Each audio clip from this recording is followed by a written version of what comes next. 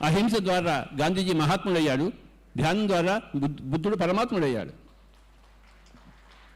పరమాత్మ అంటే highest level soul, మహా అంటే గ్రేట్, గొప్ప సోల్ని మహాత్మ అంటారు, హయ్యెస్ట్ లెవెల్ సోల్ని పరమాత్మ అంటారు. పరమ ఆత్మ, పరమ వీర చక్రలాగా పరమాత్మ.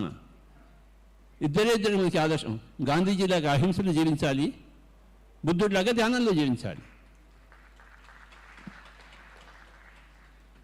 గాంధీజీలాగా అహింస మూర్తి కావాలి, బుద్ధుడిలాగా ధ్యానమూర్తి కావాలి. అది భారతదేశ సంపద. అప్పుడే నువ్వు భారతీయుడివి. రావణాసుడు ధ్యానం చేశాడు, కానీ హింసలో జీవించాడు. అంటే ధ్యానం చేస్తున్న కూడా చాలామంది మాంసం తినేవాళ్ళు ఉన్నారు, రావణాసుడిలాగా, హిరణ్యకశిపుడిలాగా. వాళ్ళందరూ తపస్సు చేశారు, ఈశ్వరుని ప్రత్యక్షం చేసుకున్నారు, కానీ రాక్షసులు ఎందుకయ్యారు? మాంసం